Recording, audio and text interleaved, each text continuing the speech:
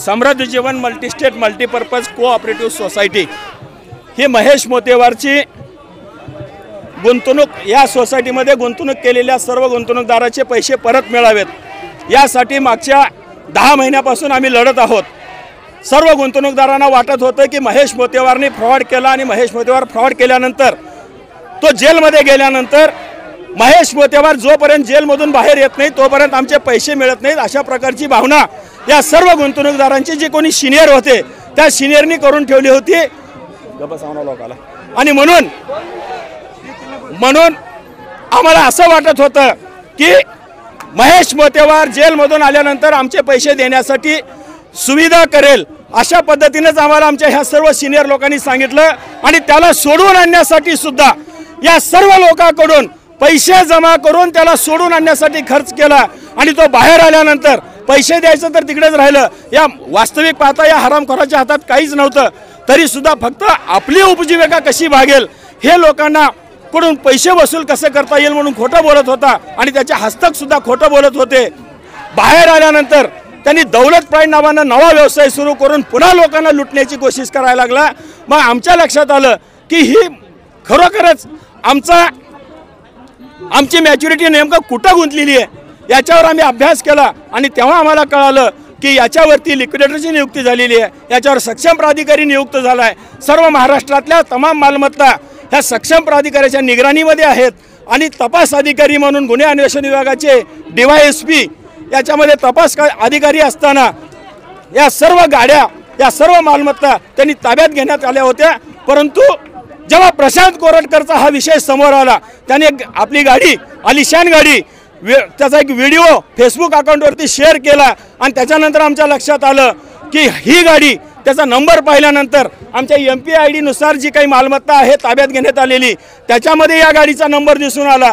मग 10 वर्षाच्या अगोदर जर ताब्यात घेतलेली गाडी CIDच्या ताब्यातली गाडी या प्रशांत कोरटकरकडे कशी गेली, जी समृद्ध जीवनची प्रॉपर्टी आहे, समृद्ध जीवनची मालमत्ता आहे, आमच्या गुंतवणूकदाराचे पैसे देण्यासाठी ती जप्त केलेली आहे। त्याची जेव्हा आम्ही चौकशी केलं, सक्षम प्राधिकाऱ्याला विचारलं, सक्षम प्राधिकाऱ्यानं तपास अधिकाऱ्यांना विचारलं आणि त्यांनी आम्हाला लेखी उत्तर दिलं की आजपर्यंत ती गाडी जप्त करण्यात आलेलीच नाही। आणि तीच नाही तर एकूण 86 गाड्या आहेत, ज्या VIP गाड्या आहेत, ज्या आलिशान गाड्या आहेत, त्या 86 गाड्यापैकी फक्त 6 गाड्या जप्त करण्यात आलेल्या आहेत। बाकीच्या 80 गाड्या अजून बाहेर रोडवरच आहेत, त्याच्यापैकी 2 गाड्या ह्या महेश मोतेवारकडे आहेत। आणखी गाड्या कुणी कुठं आहेत याचा तपास झाला पाहिजे आणि हे सर्व मालमत्ता बाहेर देणाऱ्या ह्या सरकारी अधिकाऱ्यावर, याच्यावर सर्वांवर गुन्हे दाखल होऊन आमचे पैसे आम्हाला परत मिळाले पाहिजे, या मागणीसाठीच आज आम्ही या ठिकाणी आंदोलन करतोय। जवळजवळ 22 लाख लोक याच्यामध्ये गुंतलेले आहेत आणि 22 लाख लोक गुंतलेले असताना आमच्या मते 4700 करोड रुपये आहे। परंतु लिक्विडेटरचा अधिकृत आकडा जे आमचं देणं आहे, शासन देणं आहे, तो आहे 3750 करोड रुपयाचा। 22 लाख लोक याच्यामध्ये गुंतलेले आहेत, 22 लोकांचे संसार उद्ध्वस्त झालेले आहेत। आणि आम्ही काही भीक मागत नाही, आम्ही आमच्या हक्कासाठी जे तुम्ही मालमत्ता जमा करून घेतलेली आहे, आमची भरलेल्या कष्टाच्या पैशातली मालमत्ता आहे, ती आज विक्री करा, आदेश करा, सक्षम प्राधिकाऱ्याला सांगा, लिक्विडेटरला सांगा ही मालमत्ता ताब्यात घेतलेली आहे ऑलरेडी, ती विक्री करायचं आहे आणि आमचे पैसे द्यायचे आहे। डेटा शासनाकडे उपलब्ध आहे। एकत्रित आता अधिवेशन सध्या सुरू आहे आणि आपण उपोषण इथे करताय, काय वाटतंय सरकार याकडे कशा प्रकारे पाहिजे? सरकार झोपलेलं सोंग घेतलेलं आहे, कारण सरकारला सर्व माहिती आहे, सरकारला कुठं पाणी मुरतं हे सर्व माहिती आहे। सरकारला आम्ही वेळोवेळी निवेदनं दिले, आंदोलनं केले, परंतु सरकार हे झोपलेलं सोंग घेतलंय की काय? कारण झोपलेल्या सोंग घेतलेल्या माणसाला उठवणं अवघड आहे, झोपलेल्या लोकांना उठवणं सोपं आहे।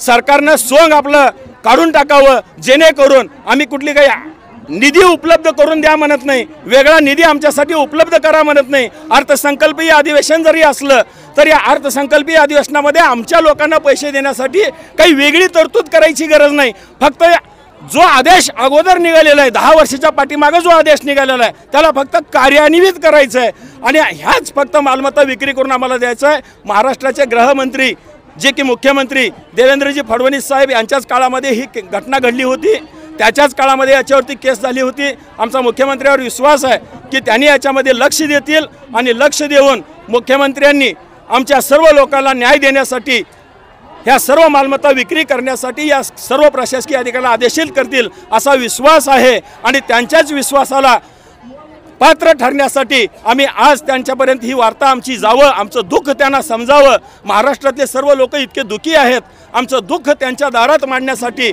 आम्ही आज या अर्थसंकल्पीय अधिवेशनात आलो आहे। आता तरीसुद्धा ते जरा नाही ऐकले, आमचं घरानं नाही ऐकले तर मग शेवटी, कारण लेकरू रडल्याशिवाय आई दूध पाजत नाही अशी एक म्हण आहे, तसं आम्ही लेकरं आहेत, आम्ही या शासनाचे लेकरं आहेत आणि हे आमचे पालक आहेत, शासन म्हणजे आमचे पालक आहेत। तर या पालकानं जातीनं लक्ष देऊन आम्हाला न्याय द्यावं, नाहीतर मग लेकरू कधी खट्याळ होतंय, लेकरू रडतं पण शेवटी आक्रमक होतंय। मग ते लेकराला आक्रमक करायचं आहे की लेकराचे डोळे पुसायचं आहे हे सरकारनं ठरवावं, एवढीच मी एक आल्या या आंदोलनाच्या माध्यमातून विनंती करतो।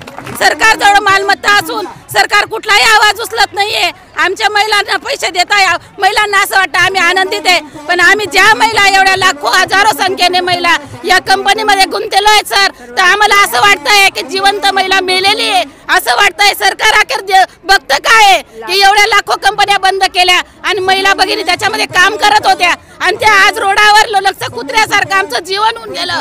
आमचे मुलं शिकले नाही, आमच्या मुलींचे लग्न मोडून गेले सर, हे मला एवढा त्रास आहे। तर आज माझं जीवन संपण्यासारखं आहे। वरचे मुलं सर्व्हिसला लागले आणि आज आमचे मुलं काम करतात। इंजिनियर माझा मुलगा फर्स्ट क्लास पास होणारा मुलगा होता, आज माझा मुलगा रिलेशन खराब झालेले आहे। आमचा पैसा याला जबाबदार सरकार आहे, याला जबाबदार सरकार आहे। आज लिक्विडेटर बसवला, एवढ्या 8-10 वर्षात त्यांनी काहीच कारवाई केली नाही। लोकांकडनं पैसे जमा केले, कस्टमरांकडनं पैसे जमा केले आणि लिक्विडेटर पण गायब झाला आणि सगळंच तिथे गायब झालं, असोसिएशन गायब झालं। आता समजा असोसिएशन मध्ये गेलो होतो तर भरलं, पैसे लावून पैसे काढणे ह्या कुठला न्याय झाला की आम्ही पैसे दरवेळेस भरले। दौलत प्राईड मध्ये पण आम्हाला हे सांगितलं की बॉस तुम्ही या, तुम्हाला समृद्धीचे पैसे भेटतील, नाही भेटले। 10 वर्ष झाले गव्हर्नमेंटचे पैसे परत भेटावा बस बहिणीसाठी।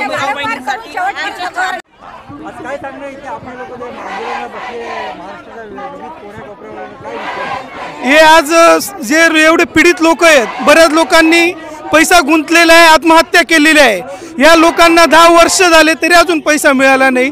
गिरीट सोमय्या यांनी या कंपनीवर एक केस दाखल केली आणि त्यांचा काय वैयक्तिक स्वार्थ होता की काय, याच्यानंतर या गुंतवणूकदारांचं झालं काय, हा तपास त्या गिरीट सोमय्यांनी करायला पाहिजे होतं। ते प्रशासनामध्ये आहेत, मी स्वतः एक भाजपचाच कार्यकर्ता आहे, पण आज जी आमची दयनीय अवस्था झाली आहे, गिरीट सोमय्याजींना या चॅनलच्या माध्यमातून एकच विनंती आहे, जसं तुम्ही कंपनी फ्रॉड होती म्हणून बंद केली, तसं या गुंतवणूकदारांना न्याय मिळण्यासाठी तुम्ही काय केलं याचा जाब आज आम्ही तुम्हाला